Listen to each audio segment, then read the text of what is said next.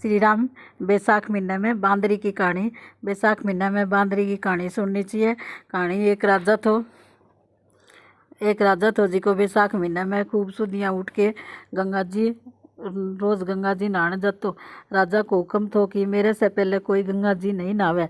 राजा नहाने जातो, जद बिने जल हालतो मिलतो। जल हालता देख के राजा ने शक होयो कि मेरे से पहला कोई नहावे है। सो राजा पैरों बिठा दियो। गंगा जी के किनारे एक गाछ तो जिस पे एक बांदरी बैठी रहती। और राजा के नहाने के पहले ही नहाकर पाछी गाछ पर बैठ जाती। इन तरिया नहाता नहाता बैसाख पूरो होयो। जिके दिन बांदरी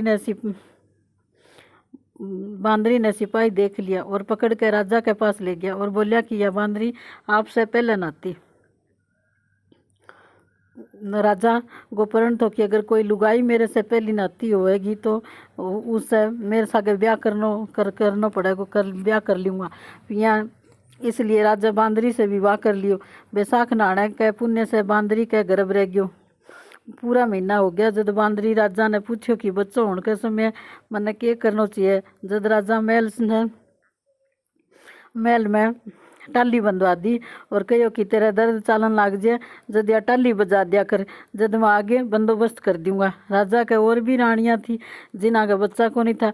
बांदरी के बच्चों होने की सुन के रूना के सुहावट को नहीं हो रही।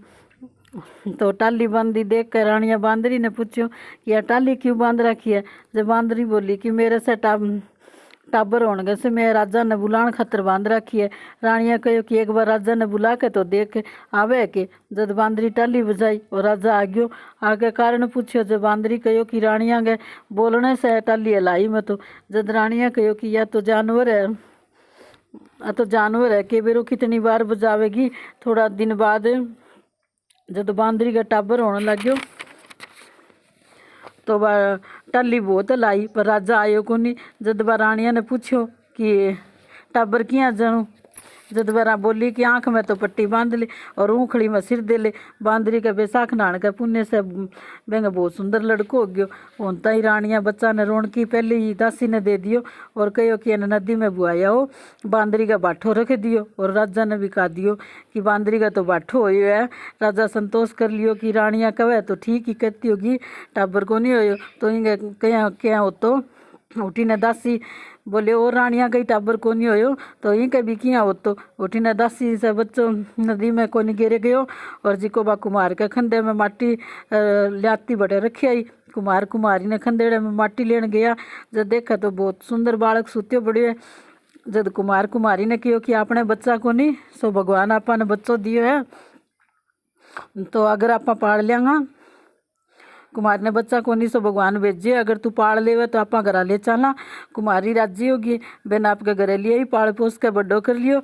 लड़के ने बात को बेरो पट गयो कि वो तो बांदरी के जाम मेड़ो है और रानिया मारने खातर दासी ने दे दिए। तो एक दिन वो कुमार को बनाएड़ो माटी को हाथी का घोड़ा लेकर कुआं पर जाके बैठ गयो और दासिया ने पानी भरना आई। जब उन्होंने देख के बोलियो कि मेरे माटी का हाथी घोड़ा को पानी पी लियो। जब दासियाँ कहो कि मूर्ख है, कदे माटी का हाथी घोड़ा भी पानी पीवे के। जब लड़को बोलियो कि कदे बांदरी के भी बाठो हो करे के। यह बात दासियाँ रानिया ने जाके कह दियो। जब रानिया जहर का लाडू बना के लड़के ने खुआन खातर दासिया ने दे के भेज दियो। लाडू भगवान की कृपा से गूंदगिरी का हो गया। दूसरे दिन दासियाँ जाके कहो देखा तो लड़को मरियो को नहीं। यह बात सुन के रानिया राजा से जिद करके और कुमार की बस्ती मुँह कटा दियो। कुमार जंगल में रहने लग गयो। पीछे गणगौर को दिन वो लड़को 108 करुआ और 108 गोली लेकर गड़ा में पानी भर के बैठ गयो। बठे राजा और साहूकारा की छोरियाँ गणगौरा की माटी लेने जाती जिसकी पहली बगीचा में खेलने झूलने लाग जाती। खेलता खेलता बिना ने प्यास लाग जाती। जिको वो लड़को लड़कियाँ पानी मांगने गई आई। लड़को कहो कि मेरे कन्ने गोली है जिकी खाती जाओ और मेरे बाहर के फिरती जाओ, जद पानी पियाऊँगा। या सुन के पहली तो कई छोरियाँ राजी को नहीं हुई थी पर प्यास लाग रही बे के करती। बाद में पीछे लड़को आपके सामने आग जला के बैठ गयो। लड़कियां ने गोली खिलातो गयो और पानी पियातो गयो और आपके चारों तरफ फिर तो गयो। सब छोरियां का गर्भ रह गयो। पीछे उन्हां का माँ बाप छोरियां का सावा निकालने लग गया। तो पंडित बोले कि उन्हां को ब्याह तो हो जानो चाहिए। तो जब उन्हां के माँ बाप के छोरियां के गर्भ को रहन को बेरो पाट्यो तो उन्हां पूछो कि यो सब किया हो गयो। छोरियां के लड़के की सारी बात बता दी। या सुन के सब कोई कुमार करने गया। कहो कि तेरो लड़को इन सब छोरियां ने फेरा में ले लियो है, सो तू आने राख। जब कुमार बोलियो कि तो इतनी लड़कियों को मैं क्या करूँगा, पालन पोषण क्या करूँगा। जब उनका माँ बाप बहुत धन साथ देकर लड़कियां ने कुमार के सागे विदा कर दी। कुमार का 108 बुआ आ गई। थोड़ा दिन बाद 108 पोता हो गया।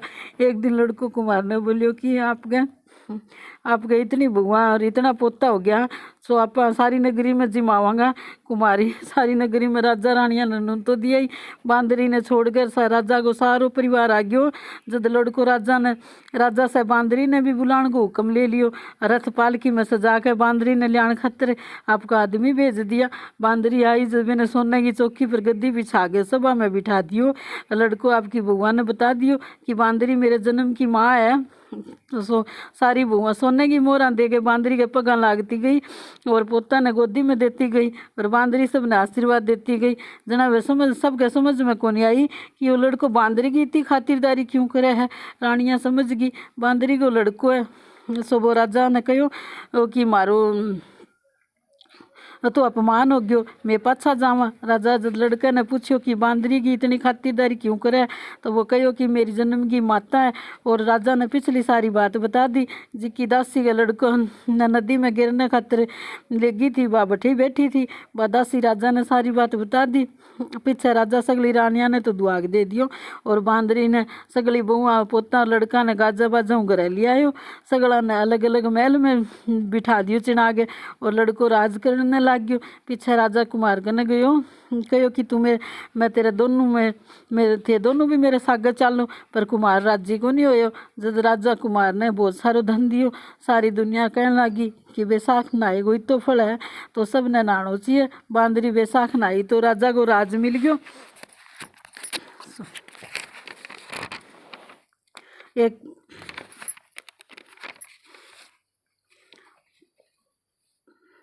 एक बेटो 108 बुआ और 78 सा पोता पायो।